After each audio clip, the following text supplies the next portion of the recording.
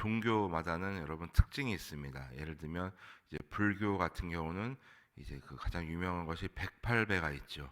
그 108배를 통해서 나 자신이 더욱 이제 뭐 부처님 앞에서 정화되고 내가 부처가 되는 그러한 경지에 이르는 것을 소망하면서 이제 108배라는 것을 합니다. 그리고 천주교에서는 고해성사가 있습니다.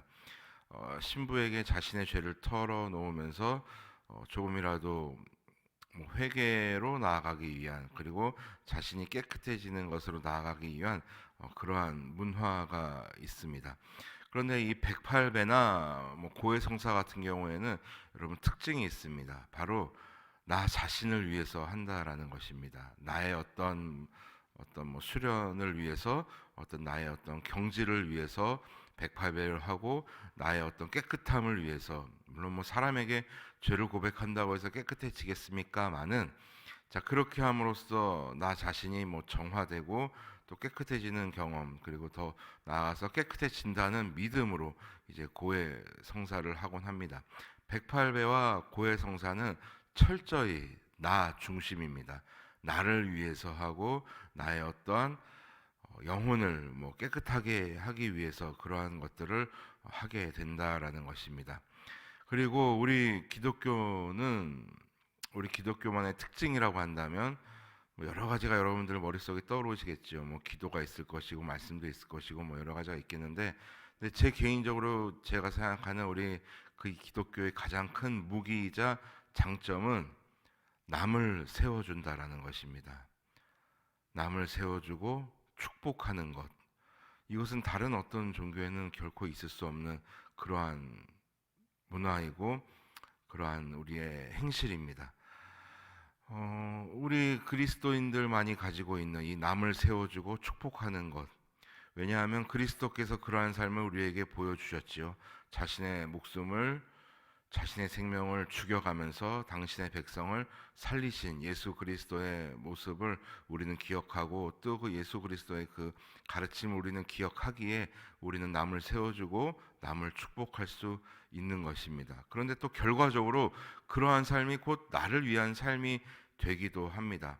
우리 기독교의 이 남을 세워주고 또 축복하는 이 문화는 나만을 위한 것이 아니라 우리를 위한, 공동체를 위한 그런 좋은 문화이자 또 우리의 어떤 예수 그리스도의 가르침이라고 할 수 있겠습니다. 그래서 바울이 골로새서를 마무리하면서 자신의 믿음의 동역자들에게 끊임없이 반복적으로 구사하는 단어가 있습니다. 바로 무난하라입니다.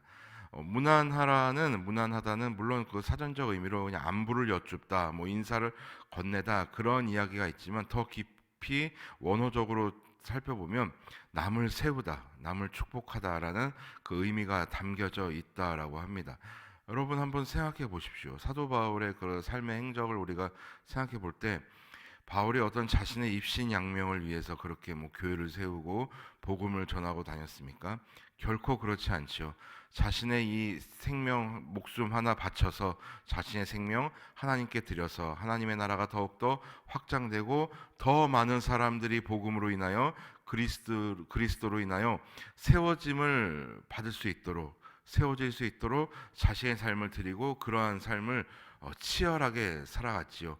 바로 남을 세워주는 것, 남을 축복하는 삶을 바울은 살게 되었습니다. 그래서 끊임없이 무난하라 이러한 말이 나옵니다. 그러면서 여러분 한번 11절을 한번 보십시오. 11절.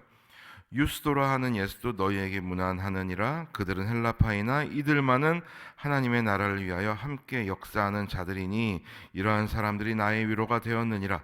자, 유스도라 하는 예수는 여러분 할레파 유대인이었습니다. 그래서 이들을 오늘날로 쉽게 이야기하자면 이제 뭐 재미동포, 제일동포 같은 그런 유럽에 사는, 그리스 로마에 사는 그러한 유대인들이었습니다. 그들에게는 그들에게는 할례를 받는 문화가 없습니다. 그러나 바울이 분명하게 얘기했죠.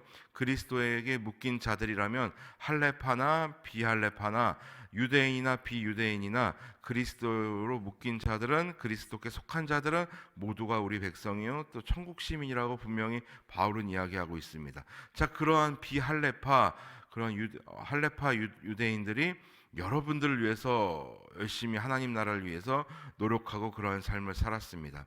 그들의 삶은 철저히 남들을 세워주기 위한 삶을 살았습니다. 여러분, 그것을 기억하십시오 라고 얘기하는 겁니다. 그리고 12절, 그리스도 예수의 종인 너희에게서 온 에바브라가 너희에게 문안하느니라. 여기서 말하는 에바브라는 골로새 교회를 바울과 함께 개척한 그러한 사람입니다. 자, 그가 항상 너희를 위하여 애써 기도하여 너희로 하나님의 모든 뜻 가운데서 완전하고 확신 있게 서기를 구하나니, 에바브라의 삶 역시 그 교회 성도들의 어떤 그 믿음에 자립하게 하기 위해서, 믿음의 독립을 이루게 하기 위해서 열심히 애를 썼다라는 겁니다. 성도들을 세워주기 위해서 그렇게 살았다라는 얘기입니다. 성도들을 축복하며 그들이 더욱더 그리스도 안에서 확고히 서기를 기대하는 마음으로 그들을 위해서 열심히 애썼다고 이야기합니다. 그리고 14절 보십시오. 13절, 그가 너희와 라오디게아에 있는 자들과 히에라볼라에 있는 자들을 위하여 많이 수고하는 것을 내가 증언하노라. 자, 그들은 그들 자신을 위해서 살지 않았다. 라오디게아에 있는 성도들과 또 지역 유명도 어렵네요. 하에라볼라에 있는 자들을 위해서 열심히 살았다라는 겁니다. 그러니까 자기 자신들이 잘 살기 위해서 산 게 아니라, 에바브라가 어떤 자신의 어떤 명성을 위해서, 명예를 위해서 살았던 것이 아니라 각 지역에 흩어져 있는 그리스도인들을 위해, 성도들을 위해서 그렇게 열심히 살아갔다라는 겁니다. 왜? 그들을 세우기 위해서, 그들에게 하나님의 복이 흘러가는 그런 통로로서의 삶을 살았다라는 얘기입니다. 여러분, 그래서 오늘 본문은 우리에게 참 중요한 것을 깨닫게 해줍니다. 여러분, 우리는 철저히 하나님의 그 복의 통로가 되어야 합니다. 하나님의 복의 종착지가 돼서는 안 되고 경유지가 되어야만 합니다. 우리를 통해서 끊임없이 흘러가야 합니다. 그래서 아까 우리가 기도했던 것처럼 우리의 기도의 지경이 여러분 더욱더 넓어져야 합니다. 물론 여러분들 얼마나 교회를 위해서, 성도들을 위해서 많이 기도하시고 또 애쓰시겠습니까? 그걸 모르는 바가 아닙니다만은, 정말 우리의 그 기도와 우리의 그 신앙생활은 우리 공동체를 향해서 끊임없이 뻗어나가야 한다는 것입니다. 내가 말씀을 열심히 읽는 것, 내가 하나님 말씀을 늘 가까이 하는 것, 늘 기도 생활을 게을리하지 않는 것, 늘 예배에 나오는 것, 그 모든 것의 그 종착지는 내가 되는 것이 아니라 우리가 되어야 한다라는 것입니다. 그것이 바울의 어떤 가르침이고 또 믿음의 선배들의 가르침이고 무엇보다 우리 예수 그리스도의 가르침인 것을 우리가 잊어서는 안 될 것입니다. 그래서 바울은 항상 편지를 마무리할 때 나를 위해서 기도해 달라, 나를 위해서 뭐 좀 보내 달라, 그러한 내용보다는 항상 축도로서 이제 편지를 마무리하곤 합니다. 18절을 보십시오. 나 바울은 친필로 문안하노니 내가 매인 것을 생각하라. 은혜가 너에게 있을지어다. 나는 지금 여러분 갇혀 있습니다만은, 그러나 나의 안위보다는 여러분들의 그 은혜가, 그리고 여러분들의 믿음이 더욱더 견고해지기를 소망합니다. 이런 내용입니다. 여러분, 얼마나 바울이라고 해서 얼마나 그 감옥이 두렵지 않겠습니까? 바울이라고 해서 자기 목숨이 소중하지 않았겠습니까? 그러나 바울은 분명히 알고 있었습니다. 하나님 나라는, 하나님 은혜는 나에게로 종착되는 것이 아니라 나를 통하여 뻗어나가는 것을 알았기 때문에, 그런 상황에서도 바울은 여러분들에게 하나님의 은혜가 더 있기를 소망합니다 라는 축복으로서 편지를 마무리합니다. 우리 그리스도인에게 있어서 최고의 무기는 여러분들 다름 아니라 남을 세워주는 것, 그리고 남의 복을 빌어주는 것, 바로 축복입니다. 여러분, 얼마나 그것이 중요하면 예수님께서는 원수도 사랑하라고 그렇게 말씀하셨겠습니까? 즉, 세우는 것이 중요하다라는 겁니다. 여러분들, 물론 우리가 교회 생활하고 신앙생활 하다 보면 참 마음 상할 때도 있고 참 갈등이 생길 때도 있고 내 마음을 몰라주는 상대방이 야속할 때도 많이 있습니다. 왜? 왜 안 그렇겠습니까? 저 역시도 이 해결되지 않는 이 분노와 미움이 아직도 제 마음에 남아서 저를 누르고 가끔 가다가 정말 이것 때문에 뭐 밤잠을 못 이룰 때도 있습니다. 그럼에도 불구하고 주님은 우리에게 끊임없이 요구하십니다.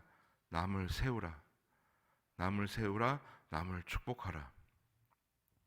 왜냐하면 그리스도께서 그렇게 하셨기 때문에 우리는 예수 그리스도의 가르침에 우리는 반박할 수가 없는 것입니다. 자, 그러므로 사랑하고 존경하는 성도 여러분, 여러분의 올 한 해는 어떠셨습니까? 저 개인적으로는 제 올 한 해 너무너무 힘들었고 이렇게 단위에서 다시 말씀을 전할 수 있으리라고는 상상도 못했습니다.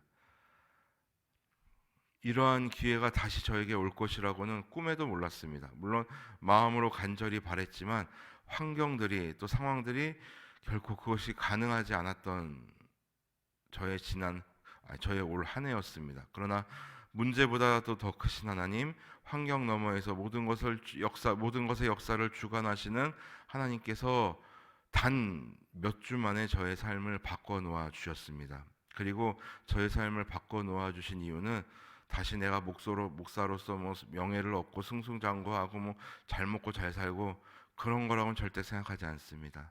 더 많은 하나님의 성도들을 섬기고 그들을 세우도록 너의 삶을 더욱더 헌신하라라는 주님의 명령으로 깨닫고 또 그것을 마음으로 믿고 그렇게 살아가려고 노력할 것입니다. 그래서 내년 한 해는 더욱더 저를 위해서가 아니라 교회를 위해서 또 성도님들을 위해서 또 하나님 나라를 위해서 그렇게 살아갈 것입니다. 그리고 저의 기도의 지경을 더욱더 넓히겠습니다. 바라기는 여기 계신 우리 성도님들도 그런 삶을 같이 살았으면 좋겠습니다. 지금껏 내 기도가 나에게로만 멈춰 있었다면 이제는 우리를 향해 갈 수 있는 기도가 되게 하시고 그동안 나의 신앙생활의 목적이 오직 내 자식, 내 가정만을 위한 신앙생활이었다면 이제는 우리를 위해 우리 공동체를 위해 무엇보다 하나님 나라를 위해 살아가는 우리가 되었으면 좋겠습니다. 그렇게 우리가 그러한 삶을 하나님 앞에 결단하고 살아간다면 2022년에는 우리 그리스도인들이 하나님의 가르침처럼 예수님의 말씀처럼 세상의 소금과 빛으로 살아갈 수 있을 것입니다. 부패된 곳을 썩지 않게 하는 우리 소금이 될 수 있을 것이고 생명이 들어가지 않는 어두운 곳에 우리가 생명의 빛이 되어서 세상을 밝혀 줄 수 있는 그런 복된 삶을 살아갈 줄 믿습니다. 물론 그 길이 어렵고 힘들지만은 그러나 주께서 우리와 동행하시기에 우리는 넉넉히 감당해낼 수 있고 또 공동체가 있기 때문에 외롭지 않게 걸을 수 있습니다. 그러한 복된 삶을 살아가는 서로 무난하며 살아가는 저와 우리 모두가 되시기를 주님의 이름으로 소원합니다.